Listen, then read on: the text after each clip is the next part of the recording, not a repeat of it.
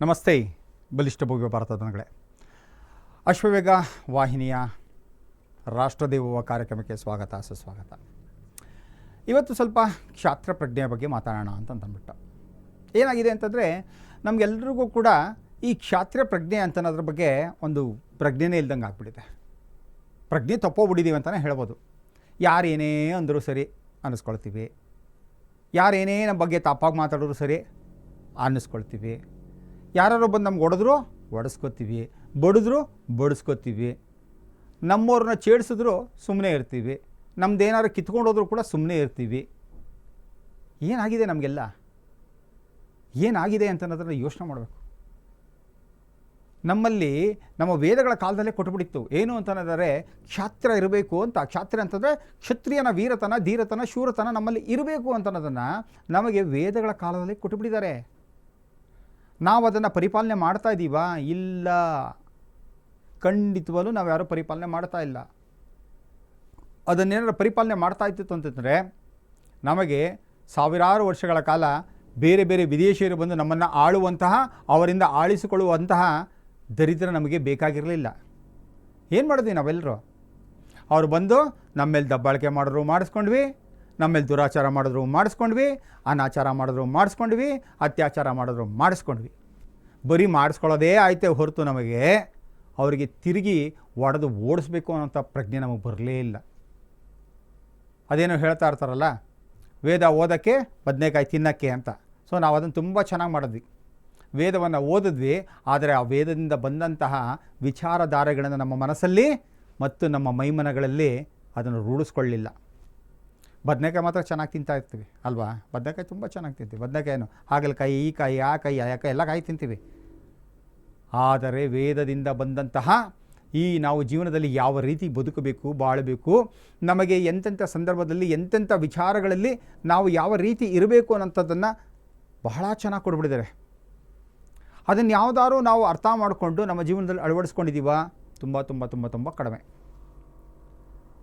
So Rigveda, Yajurveda, Samaveda, Atharvaveda 4 ವೇದಗಳಲ್ಲೂ ಕೂಡ ಹೇಳ್ತಾ ಬಂದಿದ್ದಾರೆ. ಅದರಲ್ಲಿ ವಿಶೇಷವಾಗಿ ನಮಗೆ ಯಾವ ವೇದದಲ್ಲಿ ನಮಗೆ ಈ ಕ್ಷಾತ್ರವನ್ನು ಕೊಟ್ಟಿದ್ದಾರೆ ಅಂತಂತಂದರೆ ಯಜುರ್ವೇದದಲ್ಲಿ ಕ್ಷಾತ್ರವನ್ನು ಬಹಳ ಚೆನ್ನಾಗಿ ಕೊಟ್ಬಿಟ್ಟಿದ್ದಾರೆ. ನಾವೆಲ್ಲ ಕೇಳಿದ್ದೀವಲ್ಲ, ಏನು ಅಶ್ವಮೇಧ ಯಾಗವನ್ನು ಮಾಡ್ತಾ ಇದ್ದರಂತೆ, ಪುತ್ರಕಾಮೇಶಿ ಯಾಗವನ್ನು ಮಾಡ್ತಾ ಇದ್ದರಂತೆ, ಆ ಯಾಗ ಈ ಯಾಗ ಅಂತ 100 ಯಾಗಗಳನ್ನು ಕೇಳಿದ್ದೀವಲ್ವ ನಾವು. ಆದರೆ ಯಾರು ಕೂಡ ಈ ಕ್ಷಾತ್ರ ಯಾಗವನ್ನು ಸರಿಯಾಗಿ ಅರ್ಥನೇ ಮಾಡ್ಕೊಂಡಿಲ್ಲ. ಈಗ ನೋಡಿ, ಸಾಧಾರಣವಾಗಿ ನೋಡ್ತಾ ಇರ್ತೀವಲ್ಲ, ಒಂದು ಪ್ರಾಣಿ ಪಕ್ಷಿಗಳಲ್ಲಿ ಕೂಡ ನೋಡಿದಾಗಲೂ ಕೂಡ ಏನಾಗ್ಬಿಡುತ್ತೆ ಅಂತಂದರೆ ಅದಕ್ಕೆ ಒಂದು ಮಟ್ಟದ ತನಕ ಅದೇನು ಮಾಡುತ್ತೆ, ನಾವು ಕೊಡುವಂತಹ ಒಂದು ಹೊಡೆತವನ್ನು, ಬಡಿತವನ್ನು ಒಂದು ಮಟ್ಟದ ತನಕ ಮಾತ್ರ ಸಹಿಸ್ಕೊಳ್ಳುತ್ತೆ.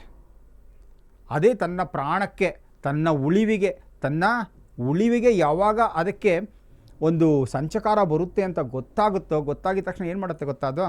ಅದೇನು ಮಾಡುತ್ತೆ, ಇಮ್ಮಿಡಿಯೇಟ್ಲಿ ಫೈಟ್ ಮಾಡೋಕ್ಕೆ ಶುರು ಆಗುತ್ತೆ. ಗೆಲ್ಲುತ್ತೋ ಬಿಡುತ್ತೋ, ಸಾಯುತ್ತೋ ಬದುಕುತ್ತೋ ಅದು ಬೇರೆ ವಿಚಾರ.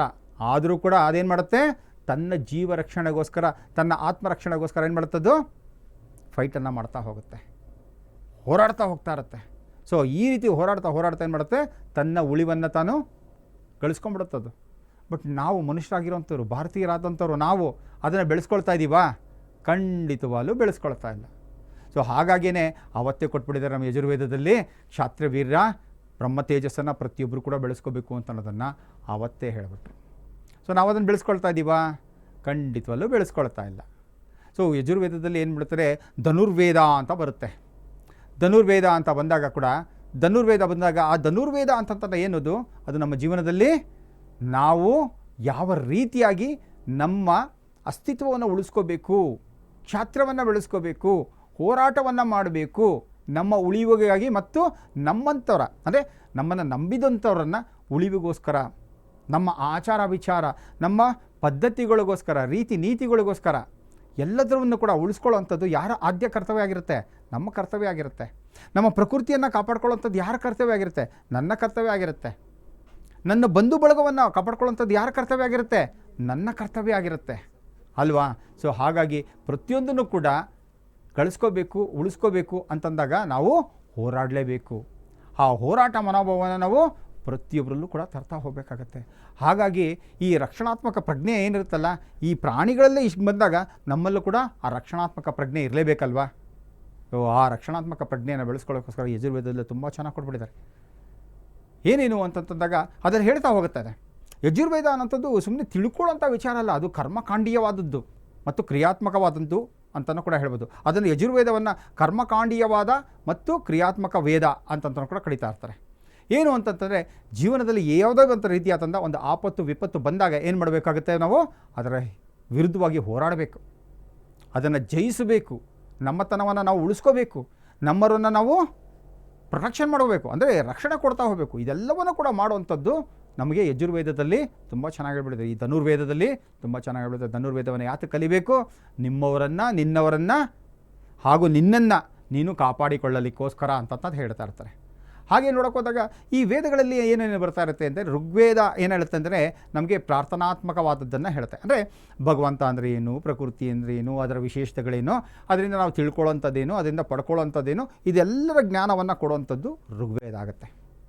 ಈ ಸಾಮವೇದ ಅನ್ನೋಂಥದ್ದು ಏನು ಬರುತ್ತಲ್ಲ, ಇದನ್ನೆಲ್ಲವನ್ನು ಕೂಡ ನಾವು ಯಾವ ರೀತಿಯಲ್ಲಿ ಜೀವನದಲ್ಲಿ ಬಳಸ್ಕೋಬೋದು, ಮಾಡ್ಬೋದು, ಅದರ ಆರಾಧನೆ ಮಾಡುವಂಥದ್ದು, ಅದರ ಇತಿಮಿತಿಗಳನ್ನು ತಿಳ್ಕೊಳ್ಳೋವಂಥದ್ದು, ಮಾಡುವಂಥದ್ದು, ಇದೆಲ್ಲವನ್ನು ತೊಗೊಂಡು ಹೋಗುವಂಥದ್ದು. ಅಥರ್ವರ್ಣ ವೇದ ಏನಿರುತ್ತಲ್ಲ ಅದು ಲೌಕಿಕ ಅಲೌಕಿಕ, ಲೌಕಿಕ ಮತ್ತು ಅಲೌಕಿಕ. ಲೌಕಿಕ ಅಂದರೆ ಇಲ್ಲಿ, ಅಲೌಕಿಕ ಅಂದರೆ ಅಲ್ಲಿ. ಇದೆರಡರ ಮಧ್ಯೆ ಬರುವಂತಹದ್ದು ಏನೇನೆಲ್ಲ ಇದೆ ಅದನ್ನೆಲ್ಲ ತಿಳ್ಕೊಳ್ಳೋದ್ರೆ ನಮ್ಮ ಜೀವನವನ್ನು ಯಾವ ರೀತಿ ನಾವು ಬೆಳೆಸ್ಕೋಬೋದು, ಉಳಿಸ್ಕೋಬೋದು ಅಂತಾರನ್ನೆಲ್ಲ ತಿಳಿಸ್ತಾ ಹೋಗ್ತಾ ಇರ್ತದೆ. ಆದರೆ ಈ ಯಜುರ್ವೇದ ಇದೆಯಲ್ಲ, ಅದು ನಿಜವಾಗ್ಲೂ ನಮಗೆ ಕ್ಷಾತ್ರ ರಕ್ಷಣೆಯನ್ನು ಕೊಡ್ತಾ ಇರ್ತದೆ. ಶತ್ರುಗಳನ್ನು ಯಾವ ರೀತಿ ನಿರ್ನಾಮ ಮಾಡಬೇಕು, ಶತ್ರುಗಳನ್ನು ಯಾವ ರೀತಿ ನಾವು ಅವ್ರನ್ನ ಯಾವ ರೀತಿಯಲ್ಲಿ ನಾವು ಒಂದು ಕಂಟ್ರೋಲ್ ಇಟ್ಕೋಬೇಕಾಗತ್ತೆ, ಇದೆಲ್ಲವನ್ನು ಕೂಡ ಹೇಳ್ಕೊಡೋವಂಥದ್ದು ನಮಗೆ ಯಜುರ್ವೇದ. ಸೊ ಹಾಗಾಗಿ ಯಜುರ್ವೇದವನ್ನು ಮಾಡ್ತಾ ಯಜುರ್ವೇದದಲ್ಲಿ ತುಂಬ ಚೆನ್ನಾಗಿ ಹೇಳ್ತಾ ಹೋಗುತ್ತೆ. ಏನೇನು ಹೇಳುತ್ತೆ ಅಂತಂದರೆ, ಅದು ರಾಜಸೂಯ ಯಾಗ ಅಂದರೆ, ರಾಜಸೂಯ ಯಾಗ ಅಂದರೆ ಏನು, ಸೌತ್ರಮಣಿ ಯಾಗ ಅಂತಂದರೆ ಏನು, ವಾಜಪೇಯಿ ಯಾಗ ಅಂತಂದರೆ ಏನು, ಅಶ್ವಮೇಧ ಯಾಗ ಅಂತಂದರೆ ಏನು, ಇವೆಲ್ಲವನ್ನು ಕೂಡ ನಮಗೆ ಯಾವ ರೀತಿಯಲ್ಲಿ ನಾವು ಬಳಸ್ತಾ ಹೋಗಬೇಕು, ಮಾಡಬೇಕು ಹೋಗುತ್ತೆ, ಯಾವಾಗ ನಾವು ಈ ಯಾಗಗಳನ್ನು ಮಾಡಬೇಕು ಅಂತ ಅದನ್ನು ತಿಳಿಸ್ಕೊಡುವಂಥದ್ದು ಈ ಯಾಗಗಳು. ಇದರಲ್ಲಿ ವಾಜಪೇಯಿ ಯಾಗ ಅಂತಂತ ತೊಗೊಂಡಾಗ, ವಾಜಪೇಯಿ ಯಾಗ ಅಂತಂದರೆ ನಮ್ಮ ರಾಜ್ಯ ಕಳೆದೋಗಿದೆ, ಬಟ್ ಆ ರಾಜ್ಯವನ್ನು ಮತ್ತೆ ಪಡ್ಕೋಬೇಕಾದಾಗ ಏನು ಮಾಡಬೇಕು, ನಾವು ವಾಜಪೇಯಿ ಯಾಗವನ್ನು ಮಾಡಬೇಕು. ನಾವು ಏನನ್ನು ಕಳ್ಕೊಂಡಿದ್ದೀವೋ ಅದನ್ನು ಮತ್ತೆ ಪಡ್ಕೋಬೇಕು ಅಂತ ಅನ್ನೋದಾಗ ನಾವೇನು ಮಾಡಬೇಕಾಗತ್ತೆ, ಈ ವಾಜಪೇಯಿ ಯಾಗವನ್ನು ಮಾಡಿ ನಮ್ಮದು ಏನು ಹೋಗಿದೆಯಲ್ಲ, ನಮ್ಮದು ಏನು ಕಳೆದೋಗಿದೆಯಲ್ಲ, ನಮ್ಮದನ್ನು ಯಾರೋ ಕಿತ್ಕೊಂಡ್ಬಿಟ್ಟಿದ್ದಾರಲ್ಲ, ನಮ್ಮದು ಯಾರೋ ಕಬಳಿಸ್ಕೊಂಡ್ಬಿಟ್ಟಿದ್ದಾರಲ್ಲ, ಅದನ್ನೆಲ್ಲವನ್ನು ಕೂಡ ನಾವು ಪುನಃ ಪಡ್ಕೊಳ್ಳೋಂಥದ್ದು. ಹಾಗೆ ಇದರಲ್ಲೇನಾಗುತ್ತೆ, ಸ್ನೇಹವನ್ನು ಕೂಡ ಬೆಳೆಸ್ಕೊಳ್ಳೋವಂಥದ್ದನ್ನು ಕೂಡ ಇದು ತಿಳಿಸ್ತಾ ಹೋಗುತ್ತದೆ. ಸೌತ್ರಾಮಣಿ ಯಾಗ ಅಂತ ಕರೀತಾರೆ. ಸೌತ್ರಾಮಣಿ ಯಾಗ ಅಂತಂದಾಗ ಏನಾಗುತ್ತೆ ಅಂದರೆ, ಅದು ಮಿತ್ರ ಸಂಯೋಜನಕ್ಕಾಗಿ ಅಂತಂದರೆ, ಅಂದರೆ ನಾನೊಬ್ಬ ಚೆನ್ನಾಗಿದ್ದರೆ ಮಾತ್ರ ಸಾಲದು, ನಾನು ಜೀವನದಲ್ಲಿ ಪರಿಪೂರ್ಣವಾಗಿ ಸದಾ ಚೆನ್ನಾಗಿರಬೇಕು ಅಂತ ಅನ್ನೋದಾದಾಗ ನಾನು ಒಬ್ಬನಿಂದನೇ ಬರುವಂಥ ಎಲ್ಲ ಕಷ್ಟ ನಷ್ಟಗಳನ್ನು ಮತ್ತು ಸಂಕಷ್ಟಗಳನ್ನು ಎದುರಿಸೋಕ್ಕಾಗದೇ ಇರ್ಬೋದು. ಅವಾಗ ಏನು ಮಾಡಬೇಕು, ನನ್ನ ಜೊತೆಗೆ ನನಗೆ ಅಂತ ಒಂದಷ್ಟು ಮಿತ್ರರು ಇದ್ದಾಗ, ನನ್ನ ಹಿತವನ್ನು ಬಯಸುವಂಥ ಮಿತ್ರರೆಲ್ಲ ನನ್ನ ಜೊತೆ ಇದ್ದಾಗ ಏನು ಮಾಡ್ಬೋದು ನಾವು, ಸೊ ಅಂಥವ್ರನ್ನೆಲ್ಲರೂ ಕೂಡ ಒಗ್ಗಟ್ಟುಗೂಡಿಸ್ಕೊಂಡು ಒಟ್ಟು ಮಾಡ್ಕೊಂಡು ಮಾಡ್ಬೋದು. ಈಗ ನೋಡ್ತಾ ಇದ್ದೀವಲ್ಲ, ಎಲೆಕ್ಷನೆಲ್ಲ ಕೂಡ ನೋಡ್ತಾ ಇದ್ದೀವಲ್ಲ, ಒಂದು ಪಕ್ಷದ ವಿರುದ್ಧವಾಗಿ 28 ಪಕ್ಷಗಳು ಸೇರಿದ್ರಲ್ಲ, ಅದೇ ರೀತಿ. ಸೊ ಯಾರೋ ಒಬ್ಬನ್ನ ಗೆಲ್ಲಬೇಕು ಅಂತಂದಾಗ ಏನು ಮಾಡೋಕ್ಕೆ 10 ಜನ ಒಂದಾಗಬೇಕಾಗತ್ತೆ. ಅವನು ಅಷ್ಟೊಂದು ಪ್ರಬಲನಾಗಿದ್ದಾಗ ನಾನು ಒಬ್ಬನೇ ಹೋಗಿ ಅವನನ್ನು ಗೆಲ್ಲಕ್ಕಾಗಲ್ಲ. ಆದರೂ ನಾನು ಇಂದಲ್ಲ ನಾಳೆ ಅವನಿಂದ ನನಗೇನಾದರೂ ತಾಪತ್ರಯ ಬರಬಹುದು, ಅಥವಾ ನನ್ನಿಂದ ಅವನನ್ನು ಗೆಲ್ಲಬೇಕು ಅನ್ನೋಂಥ ಮನಸ್ಥಿತಿ ಏನಾದ್ರು ಬಂತು ಅಂತಂತಂದರೆ ಒಬ್ಬನೇ ಗೆಲ್ಲಕ್ಕಾಗಲ್ಲ. ಅವಾಗ ಏನು ಮಾಡಬೇಕಾಗತ್ತೆ, ನನಗೆ 10 ಜನ ಸ್ನೇಹಿತರು ಬೇಕಾಗತ್ತೆ, 10 ಜನ ರಾಜರು ಬೇಕಾಗತ್ತೆ, 10 ಜನ ಧೀಮಂತರು, ಶ್ರೀಮಂತರು, ಇವರೆಲ್ಲರೂ ಬೇಕಾಗತ್ತೆ. ಸೊ ಹಾಗಾಗಿ ಈ ಸೌತ್ರಾಮಣಿ ಅಂತ ಏನು ಮಾಡ್ತಾರಲ್ಲ, ಅದು ಮಿತ್ರ ಸಂಚಯಕ್ಕಾಗಿ, ಅಂದರೆ ಮಿತ್ರರನ್ನೆಲ್ಲ ಒಡಗೂಡಿಸ್ಕೊಂಡು ಮಾಡ್ಕೊಂಡು ಗೆಲ್ಲುವಂಥದ್ದು. ಮತ್ತೊಂದು ರಾಜಸೂಯ ಯಾಗ ಅಂತ ಅನ್ನೋದೊಂದು ಮಾಡ್ತಾಯಿದ್ರು.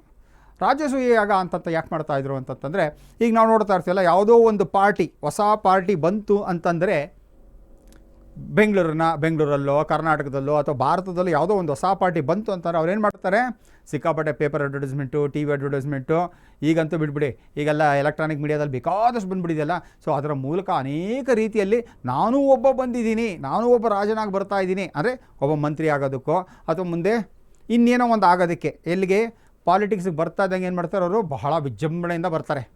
ಸೊ ನಾನು ಬರ್ತಾ ಇದ್ದೀನಿ, ನಾನು ಮುಂದಿನ ದಿನ ಒಬ್ಬ MLA ನೋ MP ನೋ ಮಿನಿಸ್ಟ್ರೋ ಇನ್ನೇನೋ ಒಂದು ಆಗೋದಕ್ಕೋಸ್ಕರ ಬರ್ತಾ ಇದ್ದೀನಿ ಅನ್ನೋದು ಒಂದು ಸಂದೇಶವನ್ನು ಕೊಡೋದಕ್ಕೋಸ್ಕರ ಯಾವ ರೀತಿ ಬಂದು ಅಲ್ಲಿ ಇಲ್ಲಿ ಪೂಜೆ ಪುನಸ್ಕಾರಗಳನ್ನು ಮಾಡಿ ಹೋಮ ಹವನಗಳನ್ನೆಲ್ಲ ಮಾಡಿ ಜನಗಳನ್ನೆಲ್ಲ ಸೇರಿಸಿ ಅನ್ನ ಸಂತರ್ಪಣೆಗಳೆಲ್ಲ ಮಾಡ್ತಾರಲ್ಲ, ಅದು ರಾಜಸೂಯ ಯಾಗ. ರಾಜಸೂಯ ಯಾಗ ಆ ರೀತಿ ಮಾಡ್ತಾ ಇರ್ತಾರೆ. ಸೊ ಅದಾದ ಮೇಲಿಂದ ಬರುವಂಥದ್ದು ಅಶ್ವಮೇಧ ಯಾಗ ಅಂತ. ಈ ಅಶ್ವಮೇಧ ಯಾಗವನ್ನು ಯಾಕೆ ಮಾಡ್ತಾಯಿದ್ರು? ಈ ಅಶ್ವಮೇಧ ಯಾಗವನ್ನು ಯಾಕೆ ಮಾಡ್ತಾಯಿದ್ರು ಅಂದರೆ, ಈಗ ನಾನು ಫಾರ್ ಎಕ್ಸಾಂಪಲ್ ಎಗೈನ್ ನಿಮಗೆ ಎಲ್ರಿಗೂ ಸಾಧಾರಣವಾಗಿ ಅರ್ಥ ಆಗೋ ರೀತಿಯಲ್ಲಿ ಹೇಳ್ತಾ ಹೋಗೋಣ.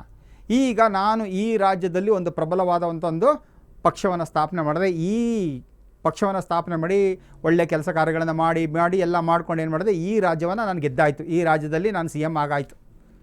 ಸೊ ಅಷ್ಟಕ್ಕೆ ಸುಮ್ಮನೆ ಇದ್ಬಿಡ್ತೀನಾ? ಇಲ್ಲ, ನಾನು ನ್ಯಾಷನಲ್ ಪಾರ್ಟಿಯಾಗಿ ಬೆಳಿಬೇಕು. ಏನು, ಇಡೀ ಭಾರತದಾದ್ಯಂತ ನನ್ನ ಹೆಸರು ಕೀರ್ತಿಗಳು ಬೆಳಿಬೇಕು, ಇಡೀ ಭಾರತದಾದ್ಯಂತ ನನ್ನ ಇದು ಚಲಾವಣೆ ಆಗಬೇಕು, ನನ್ನ ಅಧಿಕಾರ ಚಲಾವಣೆ ಆಗಬೇಕು ಅಂತಂದಾಗ ನಾನೇನು ಮಾಡ್ತೀನಿ, ಪಕ್ಕದಲ್ಲಿರೋ ಆಂಧ್ರದಲ್ಲೋ ತಮಿಳ್ನಾಡಲ್ಲೋ ಕೇರಳದಲ್ಲೋ ಎಲ್ಲ ಒಂದು ಕಡೆಗೆ ಈ ನನ್ನ ಪಕ್ಷದ ಚಟುವಟಿಕೆಗಳನ್ನು ಅಲ್ಲೂ ಮಾಡ್ತೀನಿ. ಅಲ್ಲೂ ಕೂಡ ಏನು ಮಾಡ್ತೀನಿ, ಅಲ್ಲೂ ಮಾಡಿಕೊಂಡು ಅಲ್ಲೂ ಕೂಡ ನಾನು ಒಳ್ಳೆಯ ಕೆಲಸಗಳನ್ನೆಲ್ಲ ಮಾಡಿ ಜನಗಳಿಗೆ ನಂಬಿಕೆಯನ್ನು ಕೊಡುವಂಥ ಉತ್ತಮವಾದಂಥ ಕೆಲಸ ಕಾರ್ಯಗಳನ್ನ ಮಾಡ್ತಾ ಹೋಯ್ತು ಅಂದರೆ ಜನಗಳ ವಿಶ್ವಾಸವನ್ನು ಗಳಿಸ್ತೀನಿ. ಹಾಗೆ ಅಲ್ಲೂ ಕೂಡ ನನ್ನ ರಾಜ್ಯವನ್ನು ಸ್ಥಾಪನೆ ಮಾಡ್ಬೋದು. ಹಾಗೆ ಈ ಅಶ್ವಮೇಧ ಸಾಮ್ರಾಜ್ಯ ಯಾಗ ಮಾಡಿದಾಗ ಏನು ಮಾಡೋರು, ಅಶ್ವಮೇಧದಲ್ಲಿ ಎಲ್ಲರಿಗೂ ಗೊತ್ತಿರುತ್ತಲ್ಲ, ಒಂದು ಕುದುರೆಯನ್ನು, ಪಟ್ಟದ ಕುದುರೆಯನ್ನು ರೆಡಿ ಮಾಡಿ ಅಶ್ವಮೇಧ ಯಾಗಕ್ಕೆ ಬಿಡೋರು.